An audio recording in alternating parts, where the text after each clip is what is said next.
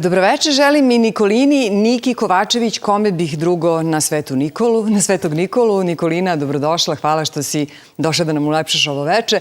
Nikolina je još kao devojčica shvatila da će muzika odrediti njen životni put i to ne bilo koja. Nikolina je dirigent, ona će nam objasniti šta je još osim toga, ali nam za početak kaži kako si se to odlučila za bavljanje muzikom i kojom muzikom.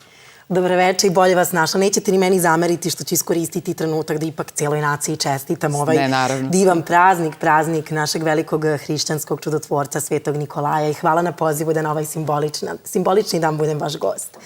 Lepo ste rekli, dirigovanje jeste u načelu ili ako bazično govoreći moja profesija, karijerno i verujem da će me to u životu odrediti čitav moj put. Ali osim toga uvek volim da o muzici nekako govorim sveopšte i da ne delimo i da ne klasifikujemo zanimanja, jer biti muzički umetnik za mene stvarno znači baviti se muzikom i istraživati na mnogo polja. I često sam zahvalna što imam taj, rekla bi se, dar od Svevišnjeg da na tome radim, tako da publika i verujem vaša večerašnja publika koji nas trenutno prate i slušaju mi ipak najviše poznaje po onome čime se trenutno ja najviše bavim, a to je vokalno izvođaštvo. I to je vrlo specifična neka tradicionalna? Jeste, ja sam od malena posvećena tradicionalnoj muzici, ne krijem i moji prijatelji i bliski ljudi znaju da ja stvarno uživam u slušanju i interpretaciji i drugih žanrova muzike, ali ja sam ipak od uvek i stvarno sam sada sve više sigurna da će taj moj poziv ka očuvanju tradicionalne muzike ostati nešto. Dakle, to će biti ta dva polja, dirigovanje i etnomuzika.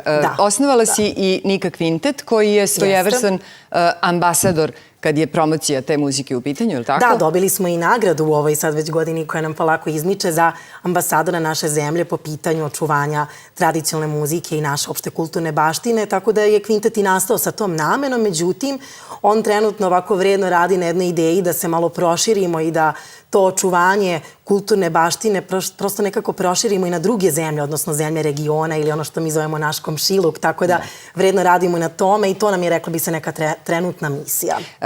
Želim ti mnogo uspeha u tome što ste naumili i šta ćeš nam pevati večeras? Pa znam da i vi volite, a volim ja nekako najviše govoreći iskreno onako pesme sa prostora Kosova i Metohije, tako da večeras jedna pesma iz Prizrenskog kraja. Hvala ti, gledalci će uživati u tome. Hvala vam što ćete biti sa nama, što ste bili sa nama večeras. Hvala na pažnji i gledamo se u sledećoj godini. Uživajte uz ovu muziku. More bel peline, bel peline, more bel peline, bel peline. More, može li mene da otruješ? More, može li mene da otruješ? More, pelin rade odgovara. More, zašto mome bela rado? More moje libe drugi ljubi. More moje libe drugi ljubi. More mene druške dokazuju. More dokazuju.